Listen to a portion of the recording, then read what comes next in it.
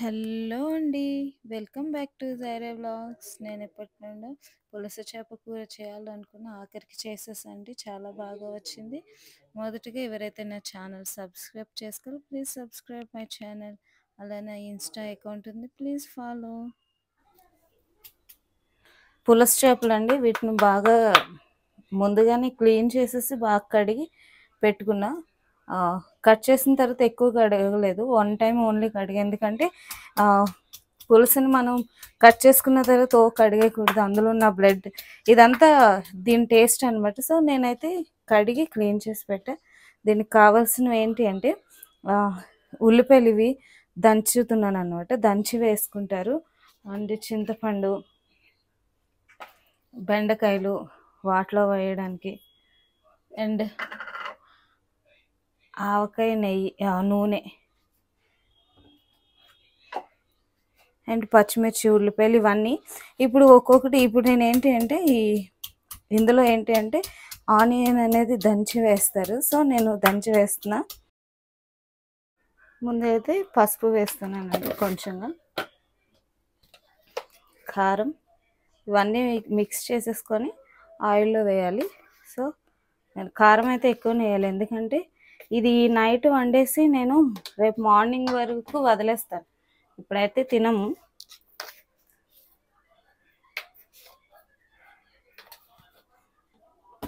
Salt వేసాను, chilli powder 5 tea spoons వేసాను, and ఇది 2 టీ స్పూన్స్ వేసాను సాల్ట్. అండ్ దంచి పెట్టుకున్న ఆనియన్ వేస్తున్నా, 2 ఆనియన్స్ ఇవి. అండ్ కొంచెం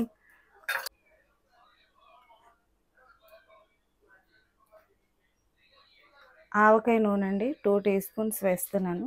మళ్ళీ నేను అది బాయిల్ అయినప్పుడు, ఉడికినప్పుడు అప్పుడు నేను ఇంకొక కొంచెం వేస్తా. ఇదంతా మిక్స్ చేసిస్తా. ఇది పులస కాబట్టి దీన్ని చాలా జాగ్రత్తగా వండుకోవాలండి, ఎందుకంటే ఇవి చాలా రేటు ఉంటుంది. మనం వండుకునేటప్పుడు కూడా నీట్గా బాగా ఇది ఎలా ఏ వేలో వండుకోవాలో అలానే వండుకోవాలి. ఇష్టం వచ్చినట్టు నార్మల్ పులుసేసి అయితే మసాలా సామాన్లు. ఇప్పుడు ఈ చేపల కూరలో అల్లం వెల్లుల్లి పేస్ట్ కానీ, లేకుంటే మసాలా పొడి కానీ ఇవేమి వేయరు. కొన్ని వీడియోస్ నేను చూసాను, అందులో అల్లం వెల్లుల్లి పేస్ట్ వేస్తున్నారు, గరం మసాలా వేస్తున్నారు. పులస చేపలో వేయరు. అవన్నీ వేస్తే ఆ పులుసు టేస్ట్ అనేది చేంజ్ అయిపోతుంది. సో ఆ టేస్ట్ వేరే అయిపోతుంది. అలా అస్సలు వండుకోకూడదు, ఎందుకంటే అంత ప్రైస్ పెట్టి మనం కొనుక్కున్నామంటే దాన్ని ఎలా అయితే వండుకోవాలో అలానే వండుకోవాలి. సో నేనైతే చూపిస్తున్నాను నాకు తెలిసినంత వరకు, ఆంధ్ర స్టైల్ ఇది. ఆనియన్, కారం, ఉప్పు, పసుపు, ఇవన్నీ ఆయిల్, ఆవకాయ ఆయిల్ ఉంది కదా, అది మొత్తం అన్నీ నేను బాగా మిక్స్ చేసేసాను. అండ్ కరివేపాకు వేస్తాను ఇందులో. పచ్చిమిర్చి కూడా నేను కట్ చేసి పెట్టుకున్నా, జస్ట్ ఘాటు పెట్టాను అంతే. మీరు మొత్తం 2 పాయింట్స్ చేయలేదు. ఇవి నేను ఉడికేటప్పుడు వేస్తా. ఇప్పుడు బాండి పెట్టేసుకొని ఆయిల్ వేసుకోవాలి, వేసుకొని ఇవి అందులో వేసేయాలన్నమాట. అండ్ ఆల్సో ఇక్కడ చూడండి, చింతపండు చాలా చిక్కగా చూసారా, ఇలానే వేసుకోవాలి, పల్చగా మరి వేసుకోకూడదు. ఇదైతే వేడవుతుందండి, నేను గానుగ నూనె వేసి వండుతాను. యాక్చువల్లీ ఈ కర్రీలోనంటే నేను ఒకరి నుండి విన్నా, అదేం ఆయిల్, వేరుశనగ నూనె వేస్తే బాగుంటుందంట. నాకైతే తెలీదు, నా దగ్గర నువ్వుల నూనె ఉంది, నేను ఈ ఆయిల్తో చేస్తున్నా. ఇందులో ఆయిల్ కూడా కొంచెం బాగానే ఉండాలి, ఎందుకంటే ఇది రేపు మార్నింగ్ వరకు వదిలేస్తాను. సో వదిలేస్తే ఏమవుతుందంటే ఆయిల్ వల్ల కూడా కూరలు పాడవకుండా ఉంటాయి. మళ్ళీ మనం చింతపండు తక్కువ వేసిన, ఆయిల్ తక్కువ వేసిన ఈ కూరకి రుచి ఉండదు, బాగోదు కూడా.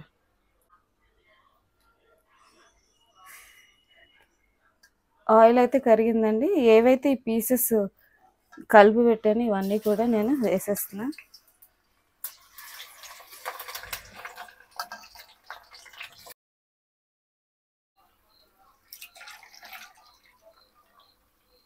ఈ విధంగా వేసాక ఒక 1 మినిట్ తర్వాత నేను ఈ పులుసు వేసేస్తా. ఎందుకు 1 మినిట్ తర్వాత అంటే వీటిని మనం మిక్స్ చేయలేము, కలపలేము. ఇప్పుడు ఈ టైంలో ఉన్నప్పుడు మనం కలిపామనుకోండి, దీనికి అంటుకుపోతాయి, ముక్కలు పోతాయి అన్నమాట. సో నేను అవి ఈ చిక్కగా కలిపి పెట్టాను చింతపండు. ఏవైతే ముక్కలు తీసానో కారం అంటుకొని ఉంది కదా, అందులోనే వేసేసాను చింతపండు జ్యూస్ ఇదంతా. ఇప్పుడు ఇందులో వేస్తాను. ముక్కలు మునిగే వరకు కూడా మనం పులుసు అనేది యాడ్ చేసుకోవాలన్నమాట. ఇప్పుడైతే నేను ఈ చిక్కగా తీసుకున్న పులుసు నేను వేసేస్తున్నానండి. పులుసు చూసేస్తే ఇది ఎక్కువగా అనిపిస్తుంది.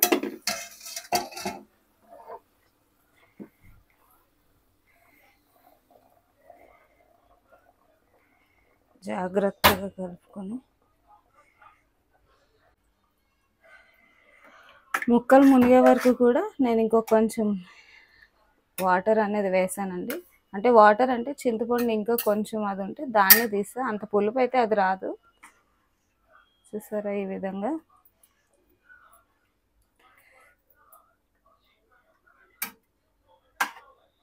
ముక్కకు అంటుకున్న కారాన్ని తీస్తున్నాను నేను మళ్ళీ, ఎందుకంటే అది అలా ఉండిపోయింది అనుకోండి ఆ కారం అలానే అనిపిస్తుంది.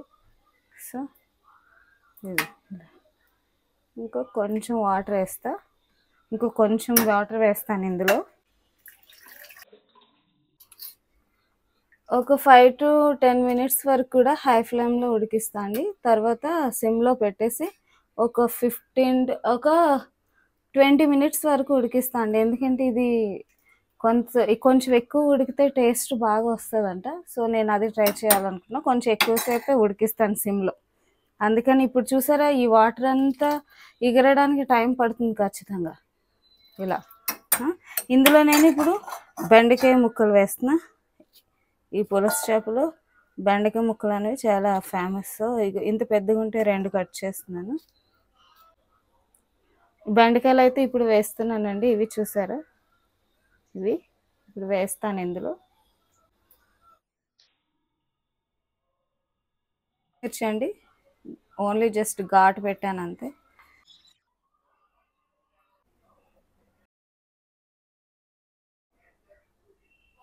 ఈ కర్రీ ఉడుకుతున్నప్పుడు మధ్యలో నేను జీలకర్ర అండి వెల్లుల్లి దంచి వేస్తా అండి.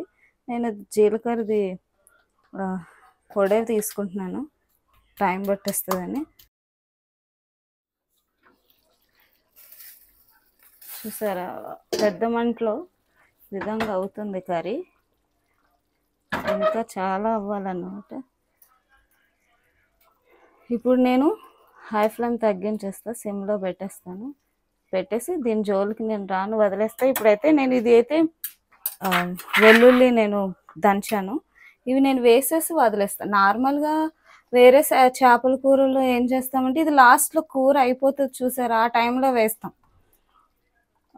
అయితే ఈ వెల్లుల్లి జీలకర్ర నేను ఇప్పుడు వేసి నేను ఇది నాకు అనిపించిన విధంగా నేను చేస్తున్నాను. ఇది ఈ ఫ్లేవర్ ఏదైతే జీలకర్ర వెల్లుల్లి ఉందో ఈ ముక్కలు కానీ ఈ పులుసు కానీ అవి బాగా అబ్జర్వ్ చేయాలని చెప్పి నేను ముందుగానే వేసేసాను అన్నమాట. చూడండి, ఇది నా మోడిఫికేషన్ అండి. నాకు ఇష్టమైన విధంగా నేను చేస్తున్నాను. టేస్ట్ అయితే రేపు తెలుస్తుంది ఎలా వచ్చింది అనేది. ఇప్పుడు నేను సిమ్లో పెట్టేశాను, మొత్తం తగ్గించేస్తాను. ఇది చాలాసేపు ఉడికిస్తాను నేను. అలా చాలాసేపు ఉడికిస్తే చాలా బాగుంటుందంట. అంటే ఇది 2 రెట్లు ఉంది కదా ఈ పులుసు, 1 రెట్టు అయ్యే వరకు కూడా నేను దీన్ని కుక్ చేస్తా. ఇంత సాంబార్లాగా అయితే వేసుకొని తినలేం కదా. నేను వేసింది కూడా ఇంత పులుసు ఎందుకంటే ఇది బాగా కుక్ అవ్వాలని. ఇది అయిపోయే టైంలో నేను మళ్ళీ ఆవ నూనె వేస్తాను, అంటే కొత్తిమీర వేసి ఆపేస్తాను. ఇప్పుడైతే ఇది మూత పెట్టేస్తున్నాను. ఎంతసేపు వరకు అవుతుందో టైం అయితే నేను చెప్తాను, నేను చెప్పలేను. ఎందుకంటే చిన్న మంట పెట్టేసి వదిలేసాను నేను. ఇప్పుడు ఇది ఒక 20 minutes హాఫ్ అన్ అవర్ పడుతుందా, నేను అది అయిన తర్వాత నేను చెప్తాను. ఇప్పుడైతే టైం అయితే నేను 20 minutes తర్వాత తీస్తున్నానండి. 20 minutes వరకు కూడా ఇది అయింది, అంటే ఇంకా పులుసు ఉంది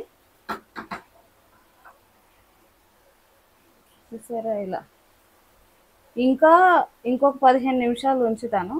అయితే ఫస్ట్ అయితే ఇందులో నేను ఇంకొక కొంచెం ఆవకాయ ఆయిల్ వేస్తున్నాను. చాలు.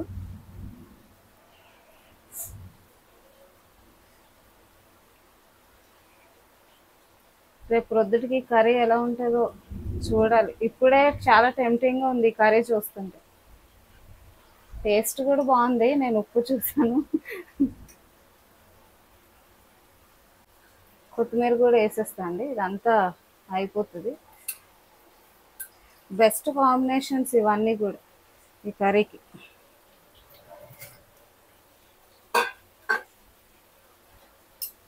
మళ్ళీ చెప్పాను కదా, ఇంకొక 15 నిమిషాలు వరకు నేను దీన్ని ఉడికిస్తా.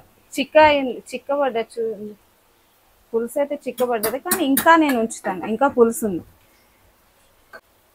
అంటే ఇది బాగా ఉడికితే చాలా రుచి అని నేను చాలా మంది చెప్తే విన్నాను. సో అందుకని నేను ఇంతసేపు ఉడికిస్తున్నా. ఈ ముక్కలు విరిగిపోవు, ఏ విధంగా కూడా ఏది కాదు, అంతసేపు ఉడికినంత మాత్రాన ఇంకా టేస్ట్ అనేది బాగుంటుంది. సో చూస్తే ఇంకొక 20 మినిట్స్ వరకు కూడా ఉంచుతాను నేను దీన్ని.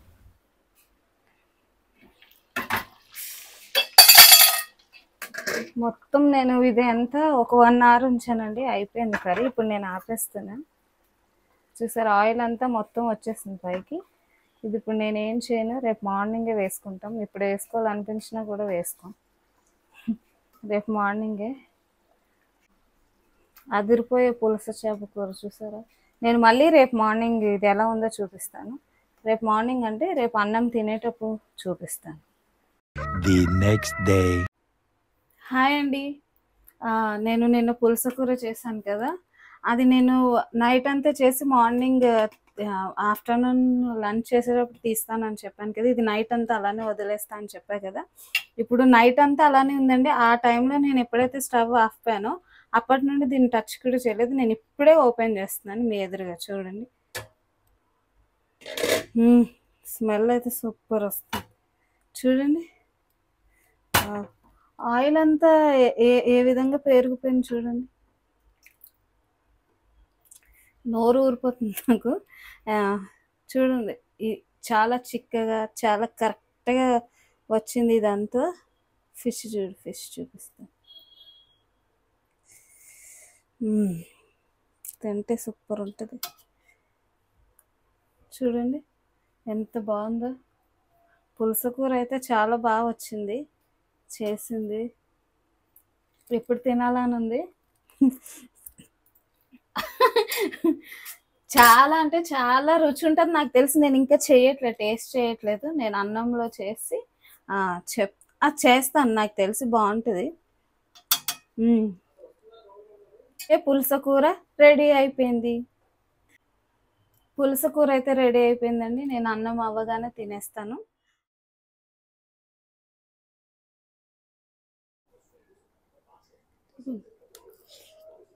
చాలా బాగుంది. చాలా రోజుల తర్వాత పులస చేశాను నేను ఇంట్లో. యాక్చువల్లీ ఒక మాట చెప్పాలనుకుంటున్నా, ఎందుకంటే ఇప్పుడు హైదరాబాద్లో ఈ పులస చేప అనేది దొరికింది. యాక్చువల్లీ ఇవి ఎక్కువ రాజమండ్రిలో కదా, అయితే రాజమండ్రి అయితే చాలా ప్రైస్ ఉంటాయి. ఇక్కడైతే ఇది 2000 3000 ఉంది, అది కేజీ చొప్పున, కిలో చొప్పున. సో నేను అంతే తీసుకొని వచ్చాను. అయితే ఈ ఫిష్ ఎక్కడి నుండి వచ్చిందంటే ఒడిస్సా నుండి వచ్చిందంట. నేను వాళ్ళని అడిగా ఒరిజినల్ ఏనా అని. సో వాళ్ళు ఏం చెప్పారంటే, లేదు అక్కడ నుండి అయితే చాలా ప్రైస్ ఉంటుంది, ఇవి అయితే ఒడిస్సా కలకత్తా అక్కడ నుండి వస్తాయి, అక్కడ నుండి తీసుకొచ్చా అని చెప్పారు. కానీ పులస టేస్ట్ నాకు తెలుసు, తింటే టేస్ట్ మాత్రం అదే టేస్ట్, అదే పులస చేప. కాకపోతే ఏంటంటే రాజమండ్రి అంటే అదొక ఇది కూడా గోదావరి నుండి వచ్చిన చేప. కూర అయితే చాలా బాగుంది.